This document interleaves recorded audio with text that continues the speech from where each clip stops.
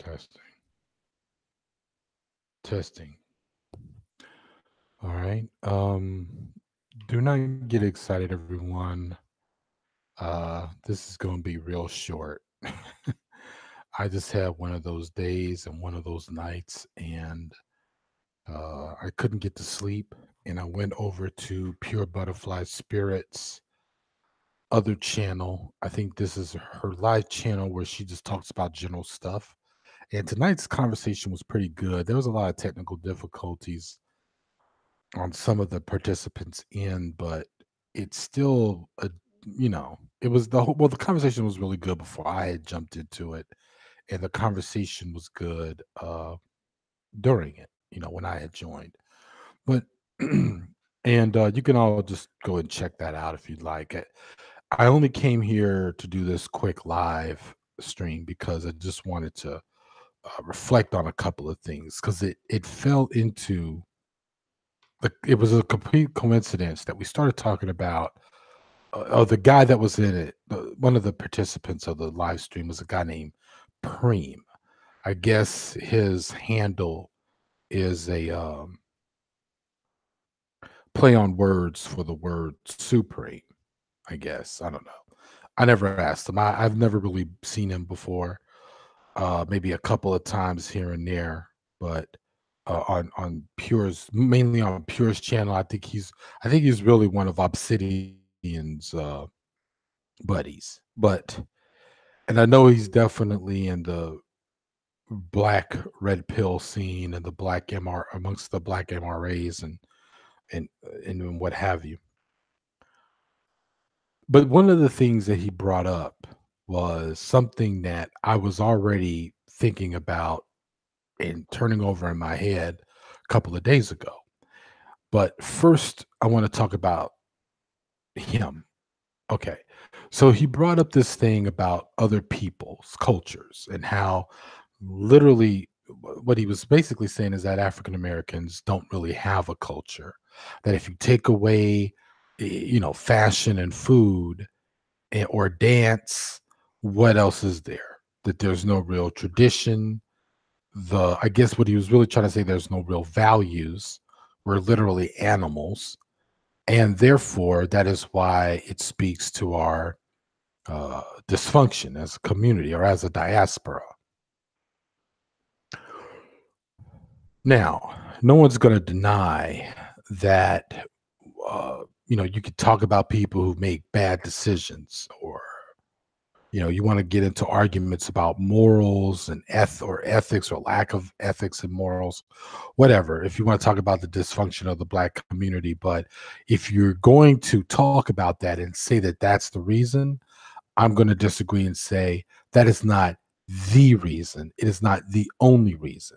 Some of that is in there, but for the most part, bad decision making and everything else that you want to talk about is also rooted in how desperate your life is and how it's rooted in poverty. Now, I have a study. If you go back in one of my older episodes, back when I was really doing good videos, it's funny when you see the better side of yourself from over your shoulder. When I did the respectability politics series, okay, just click on my video link and then go over to the little magnifying glass and type in respectability. Respectability politics series will come up. And in that, in the low bar, I have some links to some studies that actually talks about why is it that poor people make bad decisions. I use that as a point of reference when people love to bring up, why would someone sell drugs in the black community? Why are people having children and not doing anything about, and they can barely afford them? Like all of that stuff points to the desperation of living, uh, uh, in poverty. Now, you don't have to agree with it, but it goes beyond theory, this study, and goes into real metrics behind this stuff. So I just wanted to bring that up. Anyway, my point is that he wanted to say that we have no culture. Then he goes on to say that I believe he's saying he's dating a Latino or he's in a relationship with a Latina.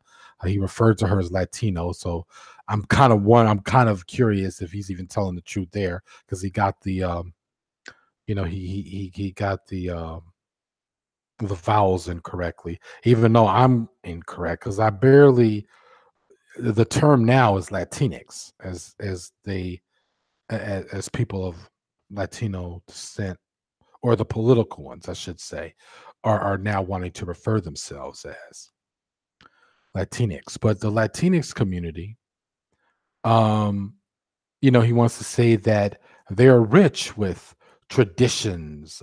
He goes into the traditional gender roles. Well, as we all know, gender is a social construct, and it's a construct created by who? Men. Um, he goes into also talking about how uh, they celebrate holidays and it, this whole thing, basically to say that there's a there when it comes to everyone else and not us.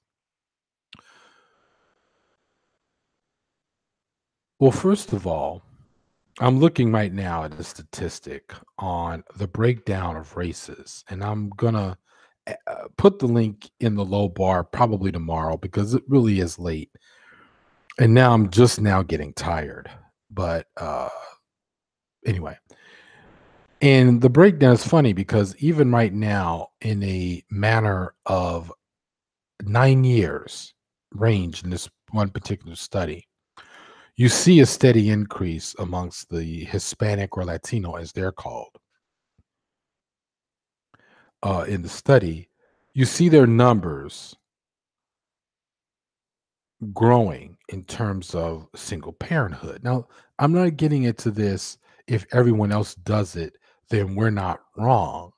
Because, and I have said this before, um, do children fare there are lots of studies that do say that children fare better in two-parent households. This is only true not because of gendered, but not because of gender, because because the studies do not really point to that. The studies are strict, are very clear in their language. It is about two-parent household, not who has a swinging dick. The point here is that you cannot fly a twin engine plane on one engine. Okay. When granted, there are a handful of exceptions of single parents and the children doing okay or thriving really well in school. But then it also depends on the class, it depends on the educational level of the family. I mean, there's a lot of little factors that other studies have actually looked at that some other studies have not. Well, guess which studies guess which social circle embraces the one study that hasn't considered class and education. You guessed it. It's the MRAs, it's the red pillars, blah, blah, blah. Now, this particular study with this breakdown that I'm looking at is separate from the other issues I'm talking about here, is the breakdown of the single parent household by race. And of course, yes, the numbers for African Americans are high, but in this particular one, it shows that it's kind of steady versus everyone else's increase. Now, um, what are these trends connected to? Could they be connected to economics? Could they be connected to simply everyone kind of just not really valuing being together anymore for the sake of children? I mean, the thing is that now you're getting into what individuals choose to do and individual cases, which, by the way, most people don't really. I think it's kind of hard to survey stuff like that, but that's kind of like what you would have to get into at this point. Why did this one family didn't stay together versus this other family? So anyway, I'll be putting that link in the low bar, but in the morning because, like I said, I'm kind of beat right now. And when I'm done talking, I'm just gonna end the stream. Now, having said all that, and this whole discussion that I had with this guy Preem and Pure Butterfly's channel, I began to think about something that I was looking at 2 days ago. I was in the laundromat in our corner, and it was they were about to close, and I was just waiting on something to come out. It was something I had to throw in the washer that belonged to me, that I really needed to have washed before work the next day. And I remember looking at one of those god awful TV novellas that was playing, and usual lack of storyline action, because it was like having to do with it's having to do with the drug trade and whatever else. Anyway, the point here is that one of the characters was a villain, right? And of course, he was, compared to everyone else on the show in terms of the cast, was the darkest skinned, being the darkest skinned person. He was the villain. He wore the cowboy hat. I mean, he was like the full on classic Nacarito, classic, cartel type of stereotype you could imagine. The big old mutton chop, sideburns, shades. He's talking like this, but he, in Spanish, like, I'm going to cut off your head. Like, this is retarded, like the whole fucking thing. And he's like laughing all the time and talking on his cell phone. And then I'm sitting here and I'm going, like, these people have out racist the racists, and they're doing it on themselves. And of course, everyone else in the movie, even some of the other villains were light skinned, like damn near white looking, almost like straight up European white. Now, I've talked about this before because in another older video of mine, October 2016, I was doing one about the colorism of the Luke Cage show. And it wasn't a really big deal. It's just that I brought up the fact that I knew that Misty Knight, the original character in the comic books, was dark skinned, and the actress, who I definitely enjoy looking at, in the TV show, is a little bit lighter than her. And I went into the whole thing of the bullshit excuse that directors and casting directors do this shit because, quote unquote, it's harder to light a darker skinned person. But if that were the case, why is there no excuse when it comes to the males? The point here being is that you're still trying to equate femininity, which of course social construct, with them with if you're talking about the femininity of a woman of color, that she needs to be light skinned, which is complete bullshit.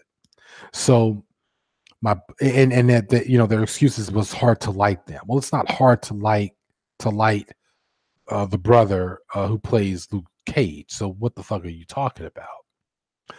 Anyway, I brought all this up because even in that video, there's this tendency that black people always want to talk about that every other issue that we have, only we have it and no one else does.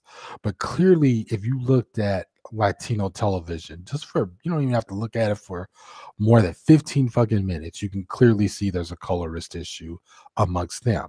I brought that up in that video. I've been knowing about this for years, but I'm just saying that sometimes you kind of think well, at least me, I'm always in my fucking head. So I think that just because I'm thinking something, that everyone else is conscious about that, and that's not true. Dysfunction is not We are not the carriers of dysfunction. We are not the only ones who have dysfunction, and that everyone else, especially if they happen to be other people of color or other cultures, are not the ones who are enjoying perfection. That's bullshit. If there's increasing among Hispanics, Latinos, we're talking about the Black community, but you can clearly see it exists not only amongst Latinos or Latinx, sorry, people, and then say Indians. Like, look at Bollywood. It's The whole thing is about this gendered colorism. Um, if you want to talk about, sexual depravity and people banging each other, like, come on, man, like it's everywhere. I mean, matter of fact, I could point out a novel called Price Above Rubies. They even made a movie. I saw both the book. I read the book and saw the movie. I mean, you're talking about a woman who grew up in one of the communities that is stereotypically seen as prosperous and great and perfect, um which would be the Orthodox or Hasidic community, which is not. I mean, all kinds of studies are coming out about issues within that community, sexual assault, and things like that. In that particular story, the main character, a woman who's the wife of a scholar within that community, well, his brother, who's a very powerful businessman, very successful, sexually assaults her and gets to the point to where he does it on a regular. I mean, people would say, "Oh, well, they were having sex, or he was seducing her." No, it wasn't. He may have thought it was seduction. I mean, the whole point was based on his entitlement and thinking that he could just do whatever he wants. His brother is a learned man. He's putting his brother through school. Fuck him. I'm gonna fuck your wife. Like that's exactly. And she was dealing with this over and over again, and living in a community where she knew no one was going to believe her, no one was going to believe her. So she basically internalized it and began to act out in other kinds of ways. But then ultimately, she does leave her community. I mean, so this whole thing about like, well, dysfunction only happens in the Black community is bullshit, man. Everybody's got dysfunction and problems. And to say that we don't have traditions, well, let's start with it. You know good and well that Big Mama, your grandmother, will have a fucking heart attack if you tell her, "Hey, I'm not going to celebrate Christmas no more. Sorry, Grandma, I'm not, fuck all this turkey and ham, all this bullshit, Thanksgiving." She'll have a fucking heart attack. Not that she's probably not had one already, but you know what I'm saying. It's like she will have a fucking flip out and fucking aneurysm. You know, Black people love their holidays. Okay, so to say that we're not traditional, hey, pure butterfly spirit, what's up? I looks like I couldn't go to sleep. I'm going to for real, for real. I was about to sign out, but I just wanted to finish this thought. But the thing is that, but the thing is that to, to assume that we don't, I mean, we don't have traditions, we do, but they are assimilated ones. They are ones that we have adopted. But little, I don't know about Preem, but I could tell him on my, since he likes to measure personal experience so much, I could tell him that in the among the activist community that I was in Houston, Texas, there was real Kwanzaa celebrations. There were real cultural, we were trying to build a tradition, something that we knew we would happen every year. You know what I'm saying? Where people got to the community center, and notice that I'm bringing this up, a community center, a community resource, something that was not given to us. The government didn't give it to us. It was built by Lloyd Parker of Houston, Texas. Granted, he did later get funding, but the government didn't create it and no one gave him a handout. He bought the property, built a building on it, and created what was called the Shape Center. So he created this event to be looked upon every year for us to go to and do Kwanzaa. Now, I'm not a huge fan of Kwanzaa, but I went every year. I sure did, because that doesn't matter. The point is that you got to look at the pockets of resistance, and that resistance was people trying to create, African Americans trying to create their own forms of culture and their own forms of tradition. Just because it's not happening, just because you don't see it, doesn't mean it's not happening. It's happening somewhere, not in your community necessarily. What about the Omega House? Or what about wow, there was like a African American Boy Scout type of thing. I think they were based in New Jersey. I'm fucking this up. But if I find them, I'm gonna put that in the link in the low bar of this hangout. I mean, We do things, but we have to do them upon our invention. And that's not a bad thing. That really isn't a bad thing. When you look at the history of African Americans and you want to say that, well, we fucked up because we fell out of the, following a tradition. You mean a tradition or a structure that was forced on us? Not necessarily that it was, well, it was bad, looking at it from a radical left standpoint, but I mean, well, not bad necessarily inherent, but it was inherently oppressive when you want to talk about women. But in terms of any kind of form of family structure, there's nothing wrong with that. It needs to be based on what you want it to be. That's number one. So there is no one right way of it being in a certain kind of way. And two, single parent households do not have to be dysfunctional in and of themselves. They're not inherently dysfunctional. What's inherently dysfunctional, what creates dysfunction, is poverty. And because people make bad decisions, or they may not just be educated as to what is the best direction to go, if you're poor. So I'm gonna read Pure Butterfly Spirit's comments, and then I'm gonna close out. Preem, that's the guy that I mentioned earlier, says that he's high octane.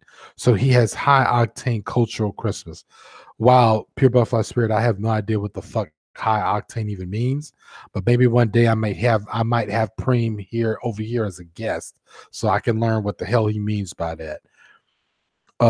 Pure Butterfly Spirit says Americans have a mixed culture between indigenous, African, and European. I feel no shame about my mixed cultures. Exactly. Well, first of all, most Europeans see Americans as their own culture anyway. In other words, even they know that Americans are sort of have something separate from what they brought here to this country. So this whole idea of what is the proper American culture is also bullshit. um so yeah.